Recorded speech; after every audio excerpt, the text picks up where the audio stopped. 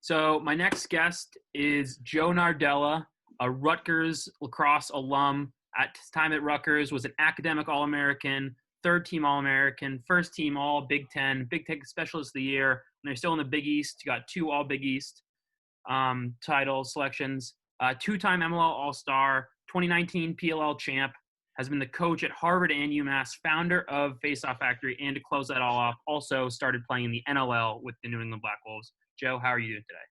I'm doing great, Ian. Thanks for having me. Obviously, for those of you who don't know, Ian and I have worked together in several different capacities, both as a coach and a student, and also as kind of co-workers. Ian kind of has helped us in the business building of Faceoff Factory, and has been pretty instrumental in some of our ideas, content-wise, college coverage-wise, and I'm happy to join. So, Joe, to start it off, obviously we know you as the Whipsnakes Faceoff guy right now, but did you think, like, when did you start lacrosse? What does the beginning of that path in your life look like? I was 8 years old. I just finished up hockey season, and I was playing baseball actually, and I already signed up. And the way it worked was, as like baseball was kind of ending towards the beginning of the spring, lacrosse was starting in my town. You could either play travel baseball or do like our youth recreation lacrosse program. And my friends were like, "You got to try it. It's awesome. All our buddies play." And so I gave it a shot. They put me on defense. I was pretty mad the first day. But I quickly found that I loved the pace, the energy, the aggression, all of that, like competitive nature that falls under the game. I really fell in love with, and I've been playing ever since. Awesome. So then I guess the next question to lead on to that, a lot of lacrosse players grow up playing other sports. What did you kind of consume your other time with? Yeah, so I played basketball until 8th grade. I played football until about 5th or 6th grade. And then I was playing hockey year round my entire life, probably since I was 5, 6 years old. I started skating, and that's the sport that I really wanted to play in college, or at least I thought I did, until I learned a little bit more about it in high school and realized that I probably have to take kind of a few gap years to play juniors, or move at some point early in my high school career to go play at a prep school and then do the junior route. And unless you're number 1, 2, 3 kind of prospect in the NHL draft, most of those guys are spending 2, 3, 4 extra years after high school before they go to college. And as lacrosse kind of evolved and my love for that also, grew, I figured that having an opportunity to go get a scholarship and play at a Division I program as an 18-year-old might have been a little bit more financially responsible for both me and my parents at the time. Awesome. So I guess, and you ended up at Rutgers. Was that somewhere that you always wanted to be? Like, was starting your recruiting path? So it's funny because Rutgers is one of the first schools that reached out. I had played for the CNY Roadhawks in Syracuse, and my club coach, Mike Stagnita, his brother, Jim Stagnita, who's now my PLL kind of full circle there, and he was all because Coach Staggs at Rutgers was an upstate New York trying to pick up some guys from upstate New York. So he liked my game, thought I was a pretty good two-way player that could take face-offs, and they were on me early in the process. But like being a kind of young, naive 15, 16-year-old as a high school junior, and I had gotten some interest from other schools as well. I just wanted to explore my options, and Rutgers was looking to move fairly quickly, competing for bigger recruits. And so they decided to head in a different direction. I explored kind of the whole recruiting path until about the summer right before my senior year. And in that last tournament, I saw Coach Stagnita again at one of our last games against the Baltimore Crabs, who are another pretty good team that we rivaled. They had a lot of committed kids. We had a lot of committed kids. And I actually reached out to him after the game. I was like, "Hey, I saw you at the game. Did anything change with your class?" And he's like, "It's funny. I was thinking about calling you just shortly after you called me today, and telling you that we had a spot or two. We had a spot open up because they had kind of lost or dropped somebody in the recruiting class. I don't know why, maybe got in trouble or something, but he's like, and we would love to, have you be that final guy in our recruiting class. We have some scholarship money, not a lot." And both my parents had went there. So like I had gone to Rutgers Syracuse football games. I went to the Final Four when I was a kid. when it was at Rutgers, and I think Princeton played Syracuse in the finals, which was really special. So I just thought it was a cool place, and it worked out well with my mom being from like the Philadelphia area, so I have a lot of family down there, and it was just a really good fit. Yeah, it sounds like everything worked out in the long run for you, especially as your pro career has developed into being one of the top face-off guys, if not the top face-off guy in the entire world. Um, and so after Rutgers, what was the next step, I guess, in your lacrosse journey? I really didn't know. Like going into I guess my senior year, I hadn't really thought about it. I actually got an internship in finance in the fall with like a former player who was a senior when I was a freshman, and I worked underneath him at his company in the fall because it was out of season, and I actually really liked it. I enjoyed it a lot. Um, and as the summer, like the spring came, and the draft for MLL back then was before the season. So I actually got drafted like in January during preseason. We had like a scrimmage that weekend. I remember like a red white scrimmage. And after the scrimmage, my coach was like, "Hey, congrats on being drafted. Like next steps, if you want to really pursue this thing, you could probably coach as well." And I was like, "What?"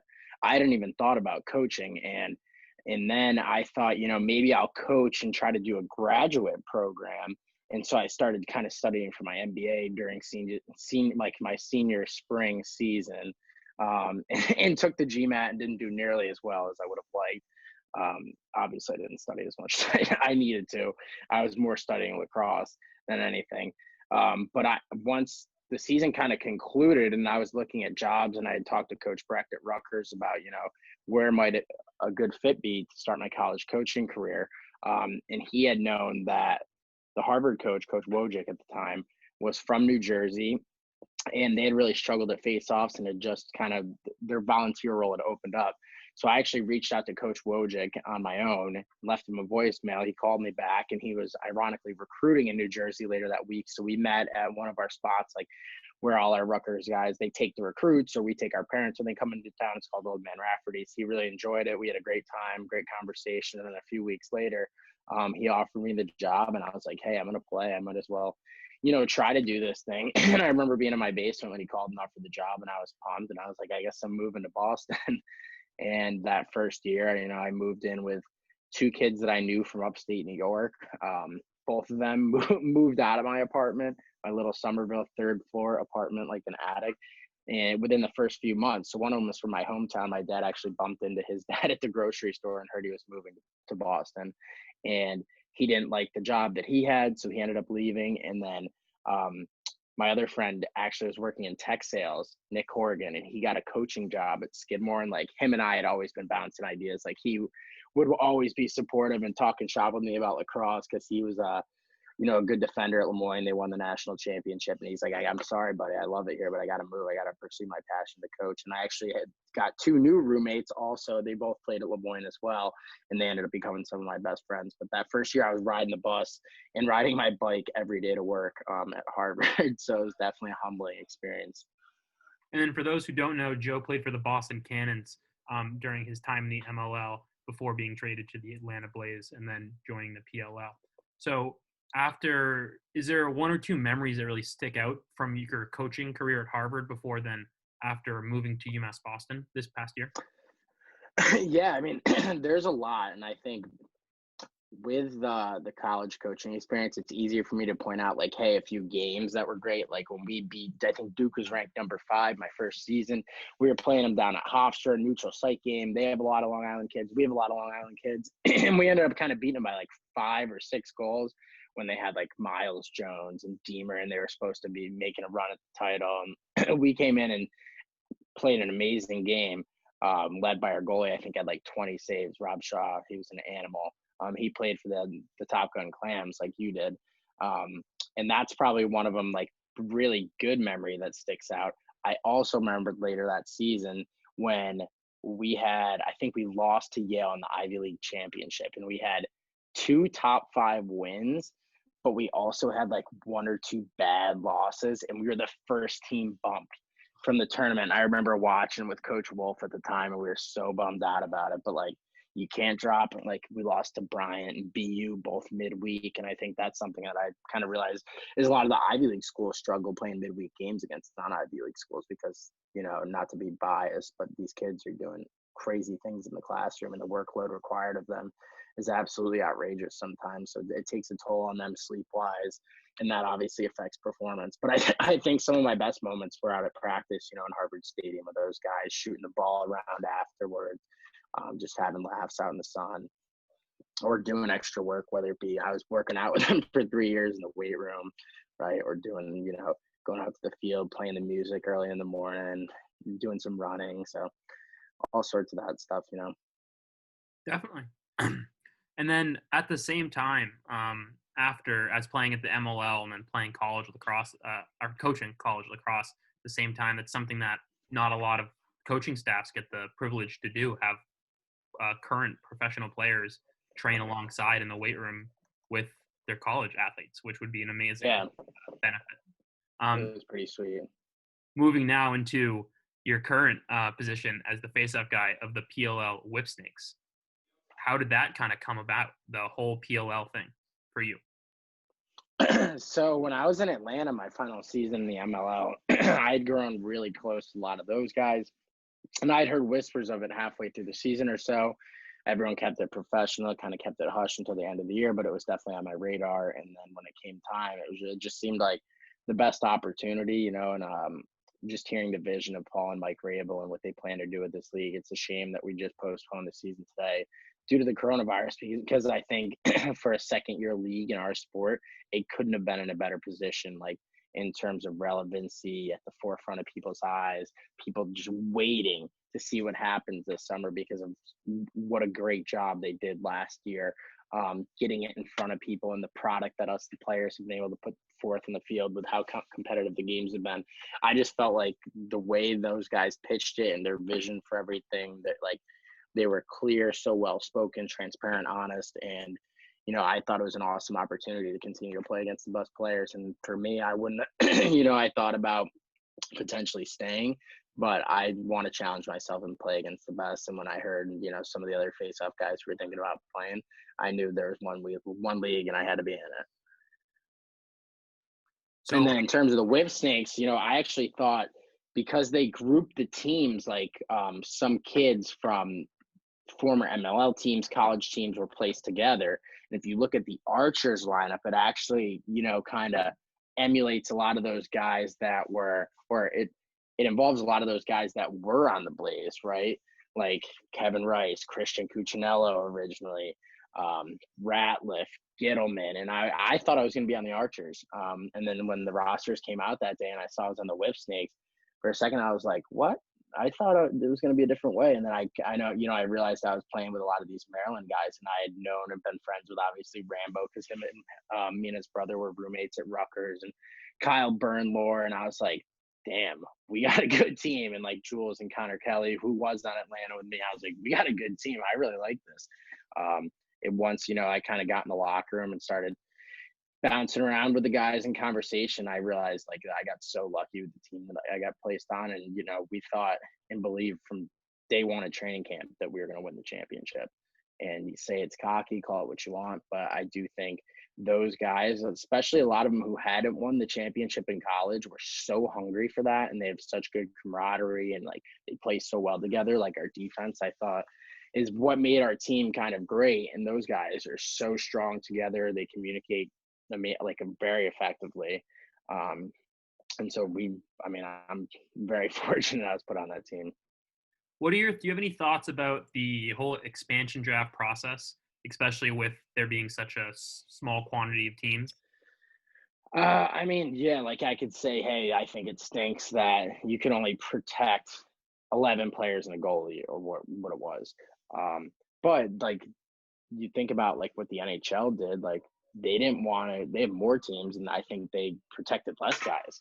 Like they didn't want to have to do that either. But I think the PLL, based on how recent leagues similar to the NHL and the Vegas Knights structured their expansion draft so that team would be competitive, which the Knights were, historically competitive, going all the way to the Stanley Cup in their first season. I think they wanted to try to emulate that.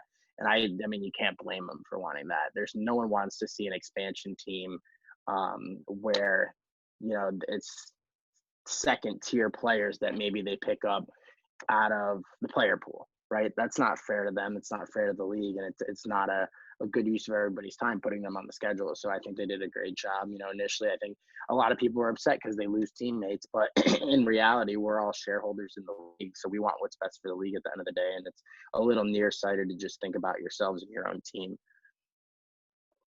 So this year, something you did very differently compared to your past is joined an additional professional league in the NLL. I was wondering if you could speak to your experience just briefly on. So I mean, I'd been optimistic about playing box.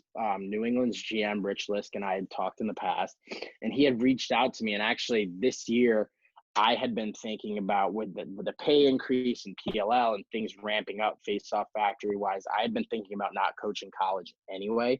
So when Rich had talked to me this summer about it, it seemed, and like, you can't coach Division I and play NLL and be, effective at both, right? Like, I've devoted the time I was spending doing film and, preparing for opponents or trying to get my guys ready, going to the field to do extra work with them. I've been spending that time on like training myself, watching film myself. So I don't think I'd be able to do the two, let alone, make the weekends work where you're playing Saturday for both, right? It's just impossible. So I thought it was a really good opportunity after spending 4 years coaching college, transition into playing a little bit more. And I think the NLL has been the best investment I've ever made time-wise in my own skill development, right? You're playing with guys who are native to the indoor game, like the Iroquois and the Canadians. They grow up playing it, whereas most Americans do not. And I think for me, it's a different brand of lacrosse that I've been super lucky to get to be a part of. And having that face-off skill, but also something that, I'm fortunate Coach Brecht had me do at Rutgers was play offense and defense in every drill, right? There's guys who face off for all 4 years and they don't get to do much else in practice, and that seriously stunts their development. And, some coaches may think that they want to put all their eggs in that face-off basket because they got to get better there, and power to them. That's their decision. But I'm lucky that Coach Breck allowed me to do both and, really push that the face-off time is going to come outside of practice on your own. Like, if you want to be good, it's an extra rep position, which it is, right? So I think because of my background playing, two-way midfield growing up, being able to practice and play scout team and get like in scout team in college, I was the guy on offense for the other team. And, we used to joke about it because the defenseman used to be like, it's not fair that you get to be scout and be the ball carrier because no one's allowed to check you. And I'm like, what are you talking about? And they're like, Coach yelled at us for hitting you too hard the other day. They said you're 67%. If anyone hurts you, they're off the team. And I was like, oh, yeah. I mean, I guess that makes a little bit of sense, right? But on a serious note, I think me being able to, play like man down and be the third D midi in practice and do all that stuff and then like lead the scout team offense helped me be a coach and helped me with the transition to indoor. And then just being a coach in general helped me pick up on a lot of little things right away that other guys may not, especially American guys may not, because I had the experience of watching like film with a nuanced perspective, like what I'm looking at, and Coach Toomey at Harvard, who I worked with the last 2 years, and Coach DeLuca the first 2 years, were both excellent defensive coordinators, in my opinion. And I learned so much about D from watching for 4 years that I felt ready to execute it this summer or this winter. That's perfect. The next question I was going to ask is just kind of you were by far the leader in goals, assists, points, and ground balls in the PLL. So obviously you love to push the ball forward, and that seems like you perfectly answered how that kind of came to be and the necessary tools that you can develop to do that. Yeah, absolutely. And I think anyone who's struggling to find that confidence, right? Because when you and I watch film of these kids who send us stuff for Faceoff Factory for high school, we don't see kids take the ball to the net in odd man situations or draw the slide and make the right read, even if it's like throwing it down to the lefty, right? And I think a lot of that is because kids aren't pushing that themselves or their coaches to allow them to do all that stuff in practice. And people always say, well, hey, like the face-off guy might ruin the drill. It's like, well, no, you're not telling him he has to play wall ball to have good enough stick work to be good enough to do the drill. And he's not taking the time on his own to make sure that he's not going to drop the pass or or drop a catch or make a perfect pass when he has to, because he's discouraged. So it's a two-way street between the coaches and the players that I think needs to be addressed on every team. So another thing that is in the professional lacrosse kind of world, most professional lacrosse players, at least right now until the pay really significantly increases, have a business or work on the side. And Faceoff Factory is something that's how I got introduced to you personally. And can you talk a little bit about that business, just kind of starting your own business and working for yourself and at the same time as being a professional athlete? Yeah, so it definitely poses its challenges. It's something that I did right out of school, because I had done private lessons, group training. I had taken reps with other kids, while I was at Rutgers, and I thought, hey, there's a really unique opportunity, because not only am I moving to Boston, not only am I coaching at Harvard, not only am I playing for the professional team in the city who's going to help me set up clinics, but there's also a huge opportunity where no one is really coaching this position in detail up here in New England, let alone Massachusetts and Boston. So I started doing group sessions, kind of on like rec fields near Harvard at nighttime. We'd get 2-3 kids, and then it started to grow after a month or two into like 4, 5, 6, 7. And then, after like 6 months, we're up to like 10 to 12 to 15. And now fast forward 4 years later of us doing at least 1 or 2 sessions every week in the greater Boston area. We've had upwards of 60 kids prior to this coronavirus at one of our sessions, which is amazing. And, we have a problem with our website right now. The college commits page wants to give us trouble, but going back and looking at that, and out of the current high school juniors and seniors, we have like 15 Division I commits in Massachusetts alone. That's craziness, right? And I never would have imagined it would grow that much, but I think it's grown because we put a commitment on, like, to media, providing film for our students so they can go back and watch, and that's how they've gotten better, as well as raised our awareness. We've done drills. I think I've done over 60 Workout Wednesday, which is our weekly drill videos.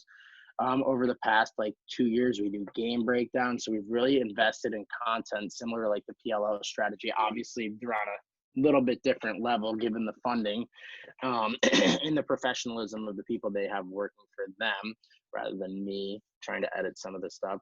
But Faceoff Factory is really just a small business that operates mainly out of Massachusetts. We have satellite coaches who replicate the sessions that we do here in New England, both in the greater New England area, like Maine, New Hampshire, Connecticut, Rhode Island, but as well as nationally, like Chicago, Denver, LA, San Diego, Nashville, Louisville, Florida. So we've been lucky, and I've been really lucky that a lot of great people have been interested in helping coach and playing a part in this thing, and people like you kind of behind the scenes, and our partner James.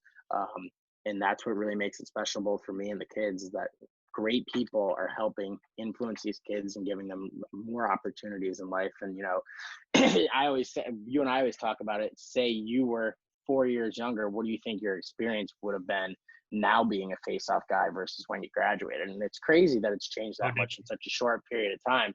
But it's almost like the standards for a lot of the guys who train with us regularly is that they're going to be playing, high level Division III or Division II or Division I, right? So it's pretty cool and pretty neat.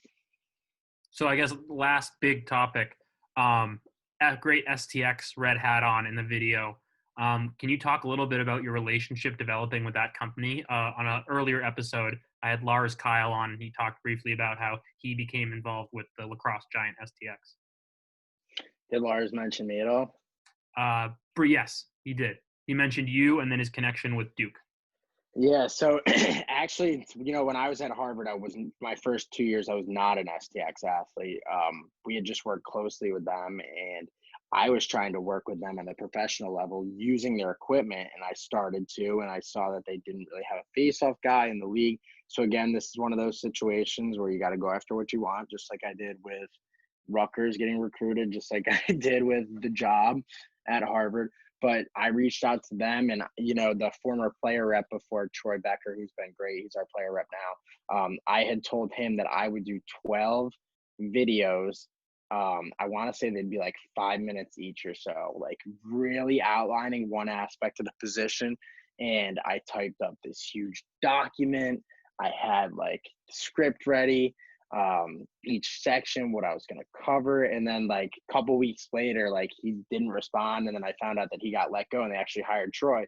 And when he reached out, like, hey, I know that we've like, supplied you with equipment and stuff. You work at Harvard. Like, that's great. We'd be interested in doing some content with you. I was like, hey, anytime. I actually had a plan to do some of this content earlier. Here's what I came up with. And although he didn't use that idea, the fact that he saw how much work I was willing to put in to, show face and make myself a presence with them and kind of make a good impression, he was very impressed.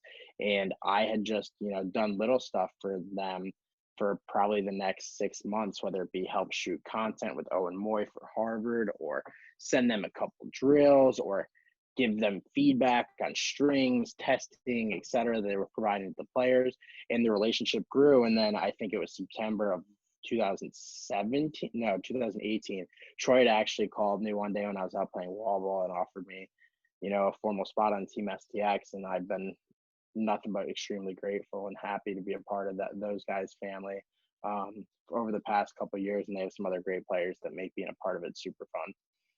Awesome. And they have the best products. Yes, the Duel. Best selling head of all time, man. The Duel. And I don't know, I can cut this if you don't want this in. Are you at liberty to discuss at all the new Duel 3 or no?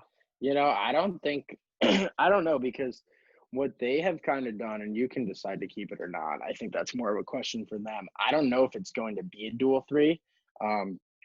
What I do know is we've tested out, and people can see on our videos on YouTube, several different types of plastic for what their next head may be, whether it's limited edition Duel 1s and 2s or Duel 3. I would say, if I had to guess, this summer will be limited edition Duel 1s and 2s with the best plastic that they've kind of been testing over the course of the past year and a half. Now, I've used this stuff, and if it is what I think it is, it takes about, and I weigh 200 pounds almost flat right now. It takes about 2 or 3 months of extensive reps. I mean, I face off and coach all the time, of extensive reps to really wear these heads out. And that's pretty crazy if you think about it. And especially for me, like, I find one game stick that I like, and I'm only using that for stick work during the week. 0 face-offs until the warm-up of my game day. Even the night before, I might take a couple with it. Nothing live, right? I'm not risking breaking it. And I'm mainly just using and breaking in backups throughout the week when I'm practicing or when I'm shooting, so that those are prepped and ready to go. Absolutely. And I can attest, I've used those plastics, and it kind of just shows kind of the way face-off heads are moving in the direction of being able to be stiff and being able to be used outside of the position, just like as you use it in the PLL, putting up tons of points and really kind of taking that play to the next level. I just wanted to thank you for coming on. And where can everybody find you on social media? So you can find us in a couple places, right? My handles are just JNards with 2 S's. Believe me, I've asked the person with 1 S if they'd be willing to swap, and not for it. It's actually a woman, I believe. But JNards 1 S, or 2 S's, excuse me. Faceoff Factory, all one word. And then if you're interested in any subscription-based stuff with exclusive content that we're spitting out almost daily, that's at FOF Online. But YouTube's also youtube.com/Faceoff Factory. And then Instagram and Twitter, like I said, are JNards with 2 S's and Faceoff Factory. And I believe it's at STX, right? Yep, at STX, MLAX. If you want to follow the women's page too, they also do an amazing job. So many talented women on their Team STX roster. That's STXW Lax. And then PLL Whipsnakes and any Black Wolves. Awesome, Joe. Thank you so much for coming on. Yeah, appreciate it, Ian. Talk to you soon, man.